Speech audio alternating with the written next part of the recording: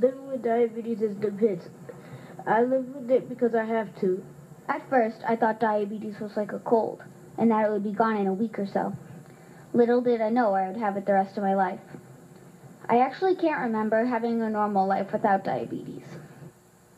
Young kids facing a very grown-up situation, testifying before Congress and living with a chronic disease. Today, the young diabetes patients urge senators to help find a cure. And 13-year-old Lauren Stanfod and 11-year-old Stephanie Rothweiler testified, and they join us now from Washington to talk about that. Thanks for being with us both. Oh, no problem. All right, Lauren, let's start with you. How did you find out that you have juvenile diabetes? Well, I went for my annual checkup to just around my birthday, and they took my blood sugar test, and it was strangely high, like off the charts. So then they sent me to Children's Hospital in Boston, and they confirmed that I now had juvenile diabetes. And no doubt that has changed your life tremendously. Tell us how. Yeah, totally. How has it changed your life? What is life like for you? Well, now I have to check my blood and monitor what carbs I'm eating and level my blood sugar every day, and I have to carry an insulin pump on me, and I have to check my blood 6 to 10 times a day, and it's a real hassle. Like, it takes up a lot of my life. It's a lot to keep up with. And Stephanie, does it hurt? Is it something that you just really dread to do, keeping up with diabetes and making sure that your levels are correct? Well, I find it that in the beginning, I would think that it would be scarier, and so I think it hurts the same all the way through, but also depending on where you poke yourself. And I mean, in the beginning I was scared, and so I thought that it hurt more, but now I find it kind of painless. Kind of get used to it after a while, because you know it's a necessity. Lauren, you testified today before Congress. Tell us a little bit about what you told them.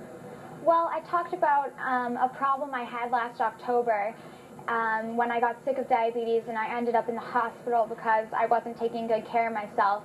And I told them that they shouldn't give up like I give up. Like, they should keep trying to get the stem cell bill to pass, even though it might be against what you started off as. Just think about us kids and what we have to deal with every day when you're voting for that. You know, you're so young and you're sitting here talking about stem cells. You understand what it can do for diabetes? Yes, I do. And what can it do? Well, we have to have enough islet cells, which are insulin-producing cells, and the hope is that they could make enough for everyone to have. The stem cells could make islet cells for everyone with diabetes to get transplanted into them. That's a lot to say for someone who is just 13 years old. Yeah. Lauren, what did you tell Congress today? Did you talk about stem cells as well? What was your message? I mean, Stephanie?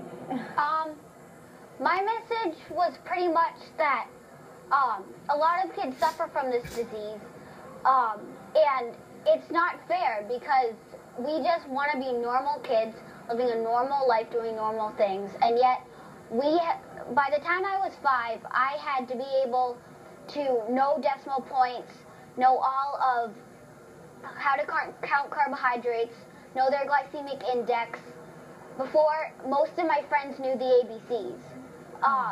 And I find it much more of a, like Lauren said, a hassle to find these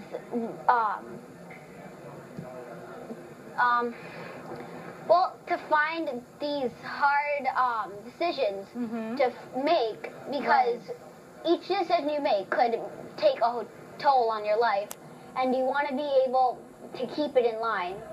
All right. And Lauren, when you think about testifying today and you go back home and you talk to your friends about it, what's the biggest difference you think you made? Well, I really think that I got the message out. Like, Susan Collins came to me after and she said, wow, your speech was just so inspirational. And I think that even she said that we are one of the panels that made the biggest difference. So I really think that we might have shifted some spaces around in the votes, hopefully. Well, we appreciate your time today, and it was quite a measure what you did today in front of Congress. It takes a lot of guts, and you were there to do it. So we salute you for that, Oh, both thank of you. you. Lauren and Stephanie. Take care. You too. We are seeing